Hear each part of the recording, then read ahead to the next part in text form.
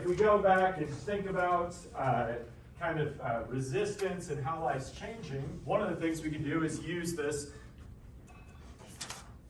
framework we've been talking about, where at one end we have in the middle we have this cultural center, right? We should be familiar with this because we've worked with it a few different times. And today we're really going to see it in action. So we talked about incorporation, especially as a French system of settlement, the idea that the French would try to incorporate themselves in these tribal groups. This is where we're talking about Sacagawea's husband Charbonneau on the Lewis and Clark expedition. Adaptation, we're going to see a lot today, and it's friction as the English in particular try to push people towards this acculturation. And we're also going to see different types of resistance, but primarily violent resistance as we work our way through today. So, we'll start with Lepore. This is the Lepore book most of you guys read. This is a book that is much better received. This is kind of her breakout book after her dissertation. This is called The Name of War, King Philip's War and the Origins of American Identity. And this book won the Bancroft Prize, which is for the best book written about American history. This is doesn't suffer for some of the flaws that maybe we see in these truths as we've talked about it. But with this, she was also earlier in her career. And I think the later you get in your career, the more success you have, the more willing you are to kind of go out on a ledge. So maybe that's something where what we're particularly interested in, I think she makes a interesting historical point here as we get started. She says, what's in a name? This is a study of war and how people write about it. Writing about war can be almost as difficult as waging it, and often enough is essential to winning it. The words used to describe war have a great deal of work to do. They must communicate war's intensity, its traumas, fears, and glories. They must make clear who is right and who is wrong, rally, support, recruit allies, and they must document the pain of war, and in doing so, help to alleviate it. Not all words about war do all these things, but most of them do some. The words used to describe and define war are among the tiredest in any language. Bloody, brutal, cruel, savage, atrocious are all overused and imprecise, and yet they remain shocking, perhaps because of their very vagueness. How does someone far from the scene of a battle imagine savage cruelty except by thinking of the worst? And this is one of the things we're going to examine, especially as we kind of study some of these conflicts over the course of today. The idea that how people write about specific topics dictates sometimes our historical memory, especially as it's initially created. So maybe this is a point about evaluating evidence. The idea that how we describe things will change narratives as they're made. And I think we can understand this in ways large and small in our own day-to-day lives. But let's see what else Lepore has to say about this. So she goes on to write, words about war are often lies, false reports, rumors, deceptions. One nation's propaganda may be its enemy's profanity. Truth in war is relative, which is not to say that some kinds of killing aren't worse than others. Each man calls barbarism whatever is not his own practice. Or, to paraphrase Hobbes, one man calls cruelty what another calls justice. Such words about war, truth, lies, or fine distinctions constitute what political science Michael Walzer has called a moral vocabulary of warfare, the language by which combatants justify their own actions while vilifying their opponents. I call your attack a massacre, you call my resistance treachery. One of us may be lying, but one of us may lie dying. If I die, your word treachery is almost as important as my wound, since you alone survived to make meaning of my death. War is a contest of injuries and interpretation. As the literary critic Elaine Scarry has argued, war, to quote, differs from all other contests in that its outcome carries the power of its own enforcement. My death gives you the power to claim the victory, and even if I survive, you can force me to confess to treachery. I'm almost done reading to you. But really interesting stuff here. Words about war are slippery, and war itself may be the slipperiest word of all. War is hell, we say. War is a game. War is a contagion and universal perversion. War is politics by other means, at best barbarism, a mean, contemptible thing. We say many things about war, not all of them profound, and few as pithy as these. Eminently quotable remarks aside, war is perhaps best understood as a violent contest for territory, resources, and political allegiances, and no less fiercely, a contest for meaning. At first, the pain and violence of war were so extraordinary that language fails us. We cannot name our suffering, and without words to describe it, reality itself becomes confused, even unreal. We do not remain at a loss for words for long. Out of the chaos, we soon make new meanings of our world, finding words to make reality real again. Usually words like atrocity and betrayal. War twice cultivates language. It requires justification, demands description. And she uses this to open a book where she's talking about this conflict that we commonly call King Philip's War or Metacom's War. And as we start to think about this question of how native life is changing during the 18th century over the course of the 1700s, several of these factors are acting upon these native peoples, and many of them we've talked about already. If you think back to when we talked about Inkpaducah in Iowa and we were looking at some of those factors, those same things, and one of the reasons why I showed you that in context as a small example, are happening in New England during this time period. We have new people moving into the area that are slowly first incorporating, then adaptating with natives. But ultimately, as these populations rise, it creates new conflicts as tensions come into place. And so we're going to look at this in a few different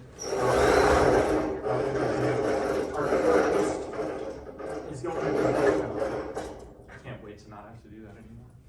All right, so when we look at this, we can see not a whole lot right now. We've seen this painting before because I used it when we were talking about Inkpaducah's attack on Spirit Lake or the Spirit Lake Massacre. You guys can see how words change those narratives. Yeah. Of course. In the century preceding the American Revolution, life for indigenous peoples changes a lot. Maybe that's our historical significance, the idea that we're seeing a rapidly shifting dynamic. So life for indigenous peoples is changing dramatically, and they're going to integrate new adaptive realities. They have new trade goods coming in. They're interacting with new peoples.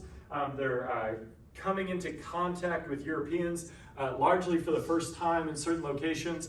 And they're also trying to navigate like global political waters. The idea that we have the French and the English competing for glory in North America as well as other places globally creates a dynamic where these native peoples have to make choices. And they are still making choices. That's where we can see adaptation happening. They pick whose side they want to be on between the French and the English and who they're aligning with based on their own personal interests. And so when we've talked about adaptation, that's the way that we're doing it. So they're aligning with European peoples to advance their own goals related to sovereignty and autonomy. So think back, we talked about sovereignty as being power over land and natural resources. So this sovereignty, the idea that I control this territory, natives are competing not just with the French and the English for this kind of control, which is on paper at this point by the 1700s, vested in Europe, in France, and in the British colonies in North America. But in reality, in these localized places, whoever's the most powerful and holds the most violent capacity and holds control of these access of land and natural resources, that's who's truly in control of the situation. We're going to see that when we talk about the 7 Years' War in a little bit.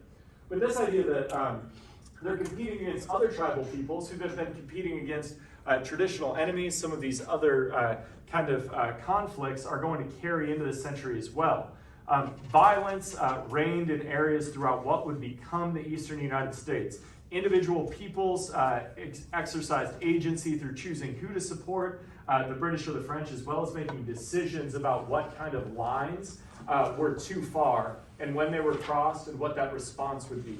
And this is where we can see our framework at work again here, right? The idea that maybe you're willing to adapt to a point.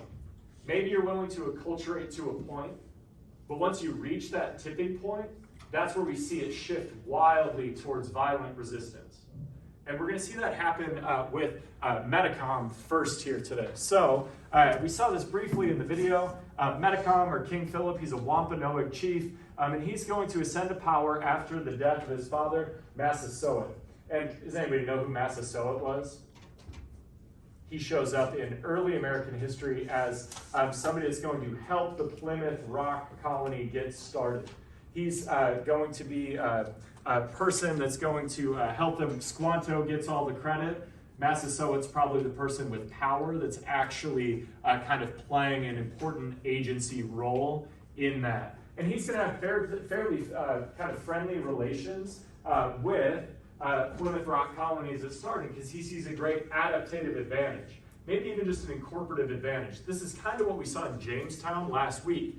The idea that, like, when we looked at Powhatan saw the English at Jamestown as this weak people that didn't really pose him a threat, and he was willing to gain the advantages that trading with them could bring him. And I think that's largely how Massasoit, in an oversimplification maybe, looked at them. But he's going to die, his son's going to rise to power, and that's going to be Metacom. And so we have a political change taking place. This change, good, maybe for the Wampanoag people, they have a strong leader ascending who's going to put his people's interests first. Might be decline for the English colonists, as we'll see in a minute, because Metacom, for lack of a better term, probably tired of their shit. And things are going to get worse. Tensions are going to arise in the same way that, like, anytime we're going to move towards violent resistance, we have to have people pushing on each other. And one of the examples we saw in that video at the beginning was the idea that as kind of Metacom comes to power, several things are going to happen. The English are going to try to push more acculturative influence onto the Wampanoag during Metacom's early years. And whether this is a coincidence of that the English colony at Plymouth Rock had gotten large enough to be able to exert some power, or whether they saw an opportunity. A lot of times you see a young leader come in and you go like, oh, maybe this is a person we could take advantage of. I don't know what their actual motivations were, and we'd have to get more into it to take a clear look than we're going to get today. But at some point, Metacom becomes frustrated with this colonial aggression. So we have a couple of examples here. The colonists are going to ask the Wampanoag to surrender all their weapons, specifically guns, in 1671. And they're like, we're only friends with you so we can get guns. Why would we give them back to you? That makes no sense. Colonists are going to hang 3 members of the tribe at Plymouth Colony in 1675 for murder of another indigenous person from another tribe. And that's going to be kind of maybe a tipping point moment where Metacom, all of a sudden, instead of thinking he's in this adaptative power struggle anymore, that's kind of acculturative. If you can exert justice over me, if I can give you a punishment, I don't know. Okay, so if we think about it in this context, the idea that like Metacom probably looks at this and goes, if he thinks he's in charge and we're still in this adaptative point in this construct, there's no way the people at Plymouth Rock should be punishing his people for crimes they commit. Does that make sense? Where if the people at Plymouth Rock are hanging these 3 people and making the Wampanoag kind of participate in their structure of justice, we've seen a shift towards acculturation because all of a sudden these English standards of justice matter more than Metacom's power as the chief of the Wampanoag. Does that make sense? Yeah. Seems murky maybe, but we can see this changing, and this is one of the things that I think leads Metacom towards this agency, the idea that the Wampanoag are going to, after this happens in 1765, start to violently resist the English by attacking them across this entire frontier of New England. So they are going to come out and they're going to just put these raiding parties out. So we can see these different settlements. And the Great Swamp Fight is on here, but we have these different kind of Wampanoag and other indigenous people settlements. The Nagaranaset are going to be here also, and they're going to attack virtually all of these settlements across this entire area. They're going to be supported by the French in this to attack these colonies, so there's other things at play here, but largely I do think this shows Metacom's agency. That he decides, we're going to prove to you that we are sovereign no matter what it takes. We will burn your cities to the ground, we will take your women and children captive, and we will sell them to the French. Which is kind of crazy. This becomes a real thing in American culture because of Mary Rowlandson. Anybody heard of Mary Rowlandson before? She wrote the first really best-selling memoir in American history, pre-American history, British American history. I don't know, God. But it became a really popular genre We saw this with Abby Gardner-Sharp. Abby Gardner-Sharp wrote a captivity narrative that we looked at a little bit as well. The first captivity narrative to be written in North America that really features this idea of being captured by native peoples is going to be written by a woman named Mary Rowlandson. We're going to not look at that specifically. We're going to look at John Demos's book, The Unredeemed Captive. This is a weird book, and you'll see momentarily. So he asks this question, which will tie into what we've been talking about. Perhaps it begins in the villages of the Iroquois heartland, what is today upstate New York in the decade of the 1660s. Oneida villages, Cayuga villages, Onondaga villages, and most especially Mohawk villages. In many of these places, 1660s are a time of particular crisis. War has become a regular feature of life. War against other Indian groups, and then he lists all of the different Indian groups that these parts of the Iroquois and the Confederacy are fighting. And war, too, against the French colonists in Canada. In 1665, the French concluded truce with most of the Iroquois tribes. The Mohawks declined to join and soon pay for it. The following year brings two separate military expeditions from Canada deep into Mohawk territory. The first yields only a standoff, the second is crushingly successful. The inhabitants of the native castles or fortified settlements flee before the advancing army, which then proceeds to burn their houses and despoil their food stores. Soon thereafter, the Mohawks too sue for peace. Epidemic disease carried the Americas in boats and bodies of the European colonizers in equally crippling factors. Smallpox, typhus, measles, and various forms of respiratory illnesses each takes a relentless toll to make up for the demographic losses. Iroquois communities frequently absorb and adopt the prisoners taken in their various wars. This creates internal complications of ethnic, linguistic, and religious difference. We have some cultural factors there that go into this cultural rating. And so they talk about economic pressure. They talk about political pressure between these different powers. They talk about cultural pressure from the Catholic Church. And they talk about all of these different things that are acting upon these native peoples as outside forces as they move through the 1700s. And as they do this, one of the things that's interesting there to me is they talk about this idea of captive raiding. This might tie into our conversation from Wednesday, because one of the arguments people will make about slavery is that it happened in North America for a very long time. But the idea of like capturing a whole village of people in Africa and sending them to the Caribbean, and then eventually selling them to tobacco plantations in the United States, that's incredibly different than what we just saw described with the Mohawk in New York. The idea that they were losing all sorts of people out of their tribe, and one of the ways they would recoup those losses, like let's say my wife dies, I might go in a raid and capture a woman from another tribe and bring her back and put her into that role in our society. Very acculturative on the side of me, but also a practical reality. And that's where we're seeing this captive kind of slavery happen. So he's going to set the scene for us in 1703 in Deerfield, Massachusetts. He's going to say, Deerfield, Massachusetts, October 1703, harvest over, first frost, the valley ablaze with autumn color, reds and yellows to the sides along the forested ridges of east mountains to the lower hills to the west, green of the meadows in between, the river low and languorous, a glassy rope snaked through the center, the most beautiful month sunset of the year. Did the townspeople notice? No, they're fixed on the night ahead. Danger grows in darkening corners, night of winter, night of want, night of war. They have already shocking news from the east where the mischief done by the French and Indian enemies along the main frontier. Will it be their turn next? They make what preparations they can. For some years, Deerfield, like other exposed villages, maintained a protective fort or stockade. Within the central area of roughly 10 acres enclosed by a tall picket fence, the entire populace can be gathered in case of attack. The fence, however, is rotted in some places, and the housing within the fort falls far short of the current need.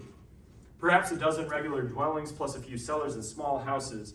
But even before they begin this work, the war reaches them. On the evening of October 8th, two young men went into Yee Meadow to tend their cows and were, to quote, ambushed by Indians beyond Frary's Bridge. The attackers fired at them but missed. Sorry, this is like Old English quotes, so I'm having to put in a lot of vowels here that aren't actually in the text.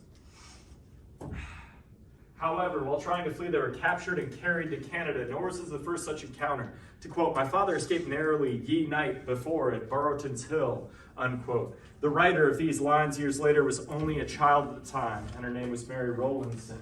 But the darkness to come, no respecter of age, would take him heedlessly along with the rest, his father too lucky once, but not again. The father is John Williams, the Reverend Mr. John Williams, minister of Deerfield and effect town leader. On October 21st, he writes a long letter to His Excellency Joseph Dudley, Massachusetts Bay Colony. And as these people prepare for this event, all of a sudden, as this is taking place, and we're seeing this kind of raiding happen throughout New England, people in places like Deerfield, which we can see is at the extreme corner of this map, they're on the edge of it.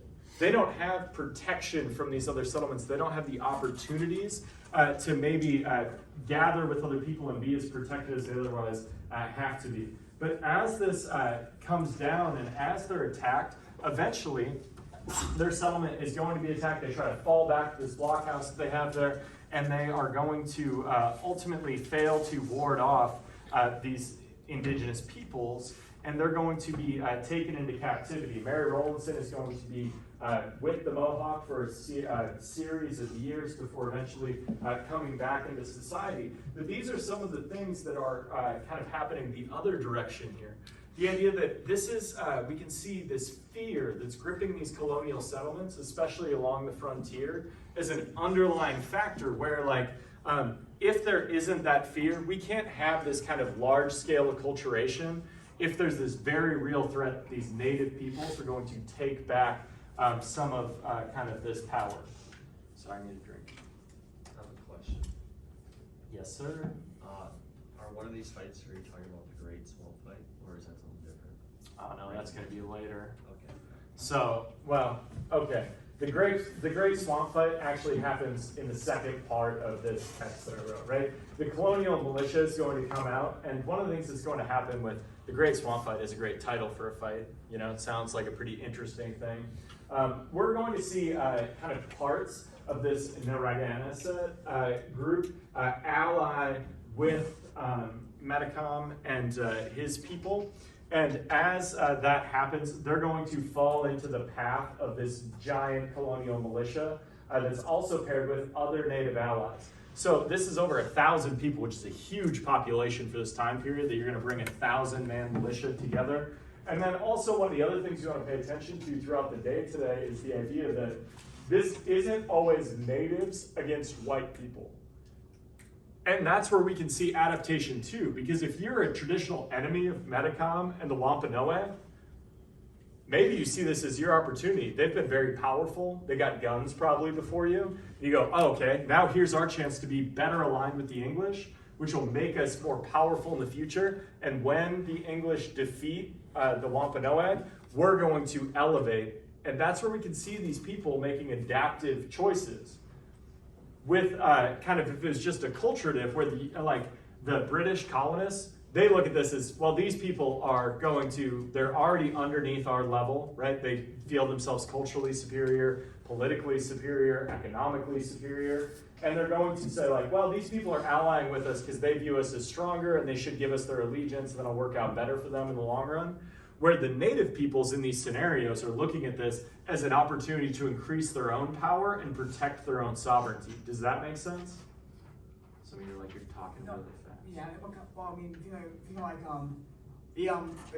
the small tribes saying like, oh, these are fighting, I'll just decide I think we'll win, and then I'll be stronger in the end. It's kind of the Italian mindset of world wars, like, oh, we're losing, well, we're gonna leave now. Sure, fair enough.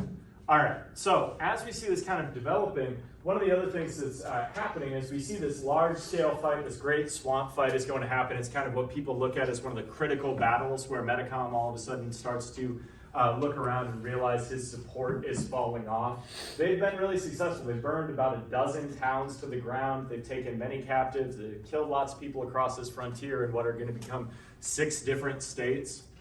Pretty successful war effort against these British who've been pushed to this point of violent resistance. But ultimately, after this great swamp fight, things are going to take a turn against the Wampanoag. So as this happens, this is going to slow down this raiding, and we're going to really see the tables turn, and Metacom's going to eventually go into hiding, and he's going to be hunted down and killed at Mount Hope on August 12, 1676, essentially ending this conflict. Battle in the swamp, a methane go boom. That's true, could happen.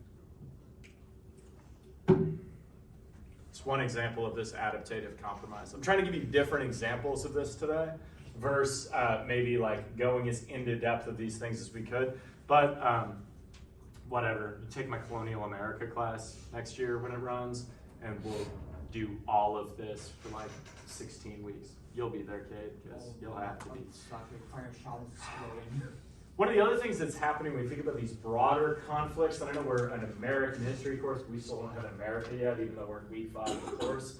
This idea that of the 87 years between the Glorious Revolution in 1688 and the American Revolution in 1775, Britain's at war with France and French allied Native Americans for 37 of those years. So we see a big continuity there. This idea that this is constant conflict along these spaces, especially as divided between French North America and British North America, and in particular in what we're seeing as kind of this disputed zone.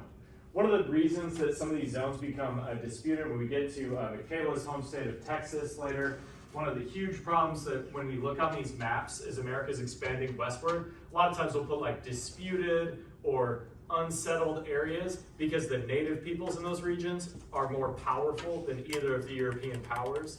And they're like the Apache in Texas or the Comanche, where they go like, nobody wants to live there because they're going to for sure burn our entire town to the ground. We'll get there eventually. These are not wars in which Europeans are going to fight other European soldiers most of the time, although we're going to look at an incident here at the beginning of what's called the 7 Years' War. American militiamen are fought for the British against French Catholics and their Native American allies in almost all these engagements.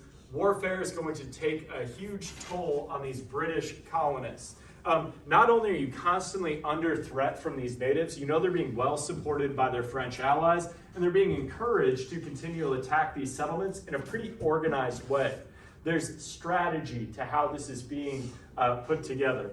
And so as we see this happening, British towns, especially on the border between New England and New France, are going to just be under this constant threat of intermittent raiding by French allied Native Americans in particular. And that's like what we see in the Demos book, in this Unredeemed Captive book. The idea that those people were constantly on edge. Anybody ever seen M. Night Shyamalan's The Village?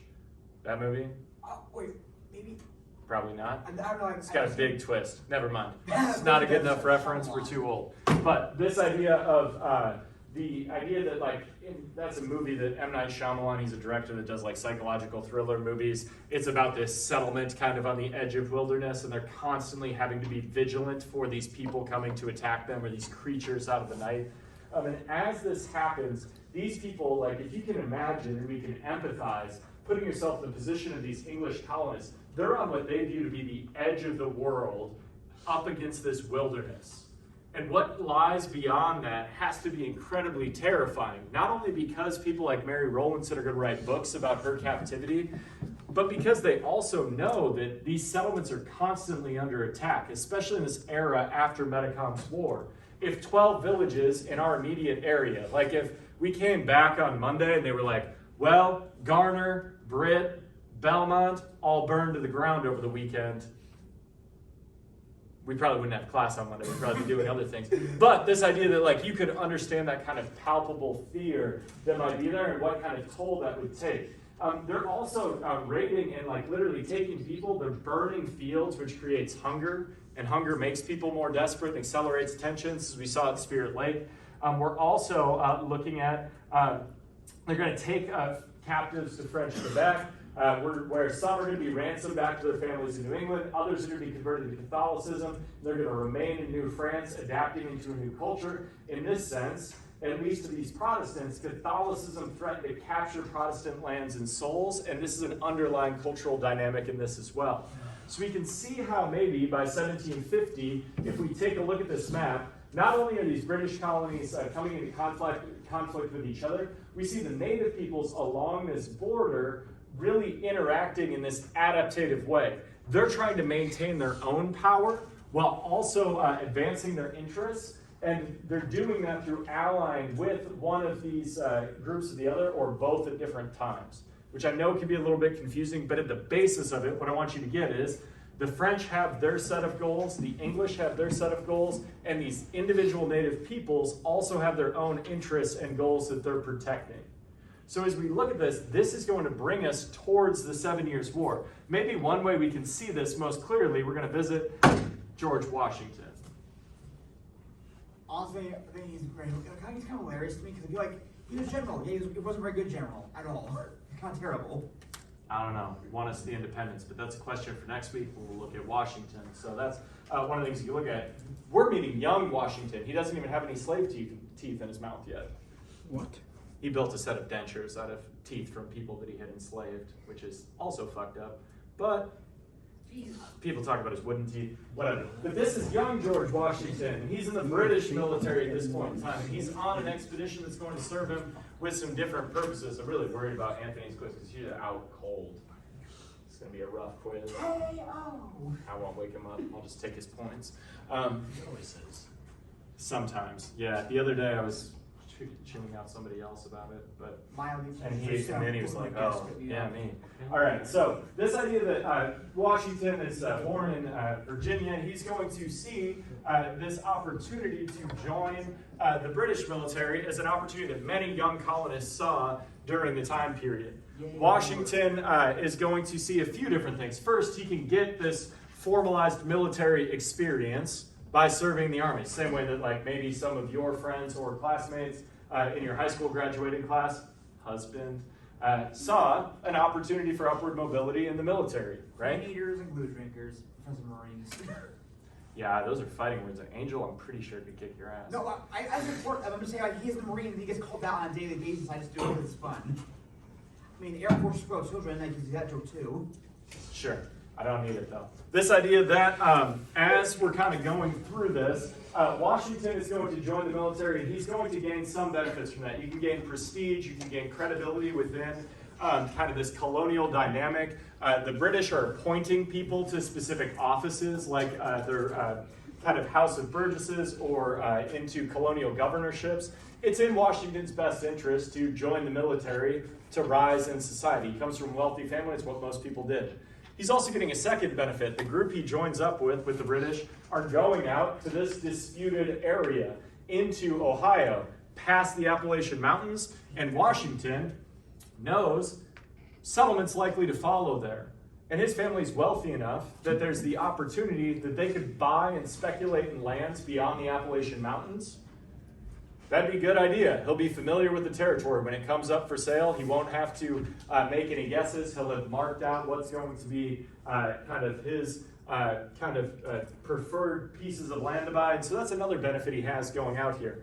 But as we look at this, he's going to show up at this place with one of his allies. And I don't know, we'll see how much of this I got to break down and explain for you. But this is coming from Fred Anderson, another person way smarter than me. Fred doesn't say where he teaches, but I don't know, he wrote this 880-page book about this, Crucible of War. Anyway, so this is the opening to his book. And he says, the rain had fallen all night, a steady, miserable rain, and when at last the light grew to the point where he could see his troops, George Washington realized that 7 of them were lost in the forest, God knew where. For hours he had blundered through the dripping dark, time and again leading the little column off the trail, sometimes taking a quarter hour just to grope his way back to the track. Confused, untrained, and wretched, the 40 soldiers who had somehow held together through the night were hardly prepared to fight any enemy, let alone one experienced in forest warfare.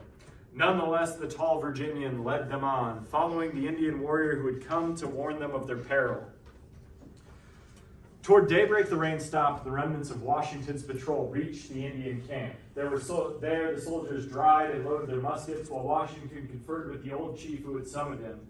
Tanagarisson, called the Half-King by the English, who regarded him as an ally, described the tracks he had seen nearby.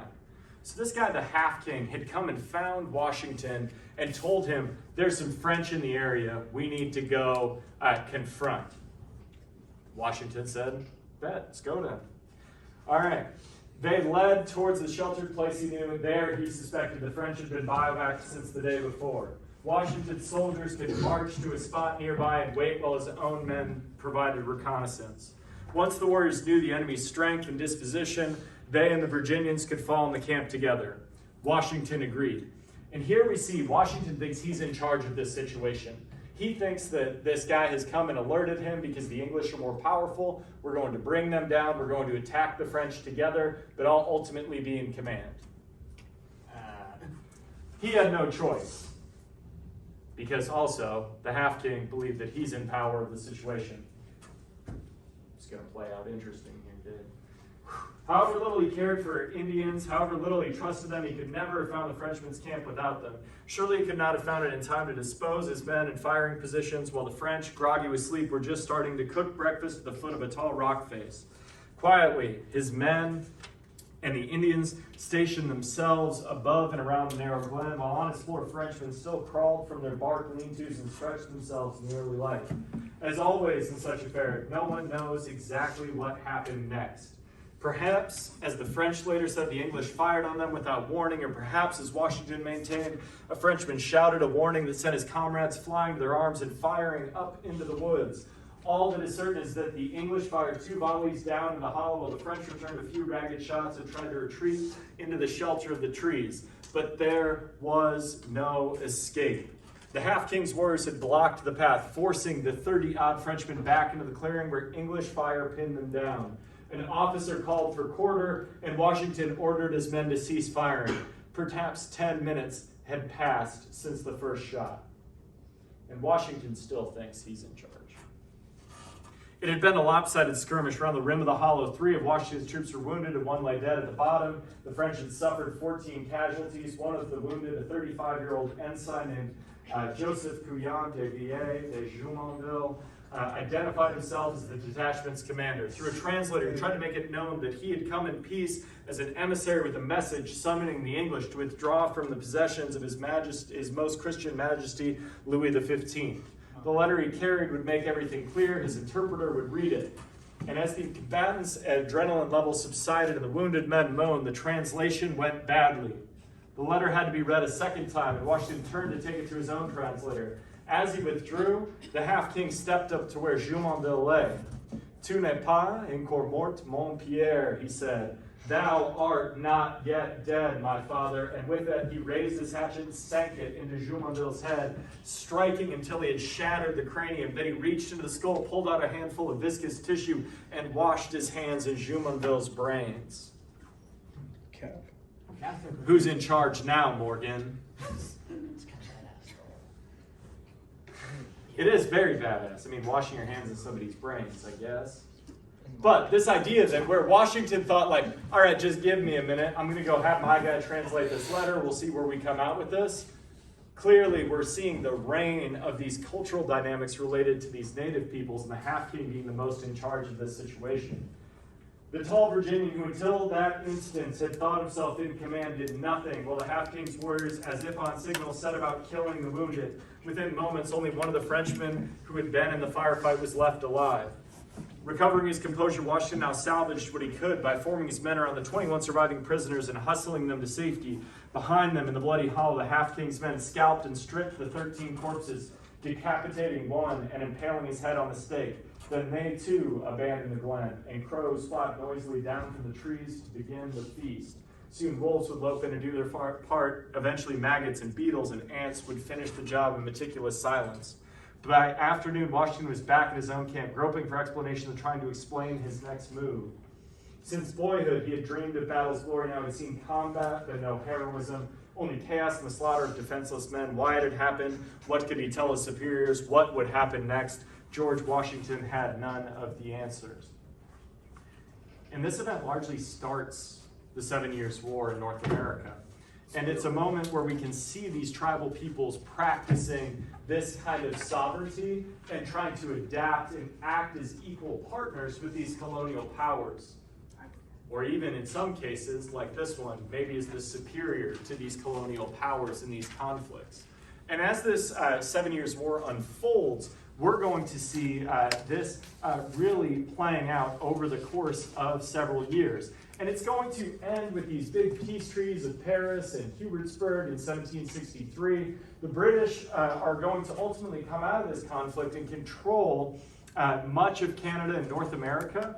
And we can see how this change has happened over the course of this war. We're not going to, and when we talk about wars in this class, it's very rare that we're going to like dive into like the play-by-play baseball box score rendition of American history, where we're like, and then this battle happened, these people were stronger, and then this battle happened, and this battle happened. We want to see the beginning and the end and understand what happened in the middle.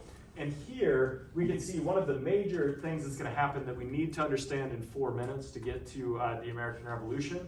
This is going to end at Hubertsburg in 1763, and the British all of a sudden have dominion.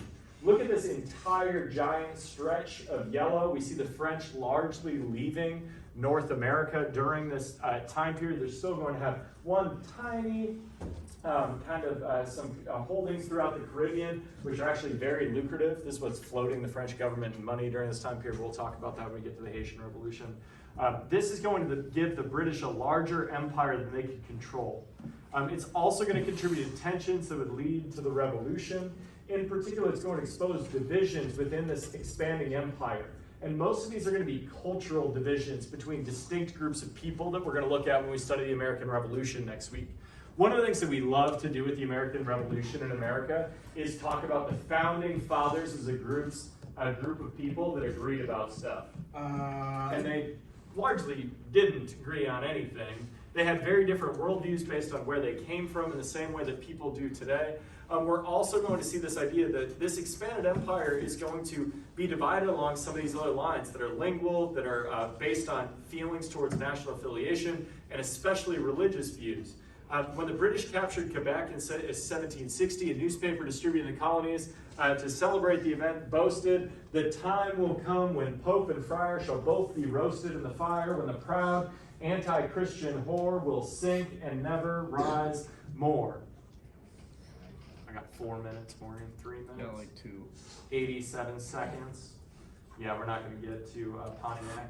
But this idea that as this kind of comes through, we're seeing this continued kind of adaptive construct play out. And when we get to the American Revolution next week, it's easy to start framing everything in the context of the colonists against the British, but I want you to understand there's these competing dynamics. So how are we going to look at the American Revolution next week? In a few different ways, most notably through your questions. So you've got 5 options outside of Brady's already done. Shout out to Brady. Way to go. Somebody else is done too. I started. Well, way to go, Morgan. What were some of the differing ideas about empire and colonialism with England and the American colonies? So this is going to be an important question when we look at expansion west. How did England try to raise money from the colonies, which this is one of the legacies of the 7 Years' War, and just don't write taxation without representation a bunch of ways. That's some bullshit. Why did the United States declare independence? How did the United States... It says with the war, even on my slide, Morgan, because I wanted to make sure to point it out. Morgan emailed me the other day and he goes, "What does that mean?" And obviously it's supposed to say, how did the United States win the war? So if that's what you're doing, critical reading skills. I'm sorry, I'm not perfect. You all should know. We've been together for 5 weeks now. In what ways did the Revolutionary War disrupt life for people living in North America? So I want you to look at one of these questions, bring it back on Monday, and we'll work through next week, finishing out. We'll talk more about the 7 Years' War in Pontiac and some of that stuff to set up, because we have to also look at Fred Anderson's argument that the American Revolution starts at Jumonville's Glen with the 7 Years' War. Have a good weekend. Turn in your note sheets, both days worth from Wednesday and today. Staple them, please, and make sure your name's on there. And we'll figure it out. Very good. It's very good stapler. Thank you.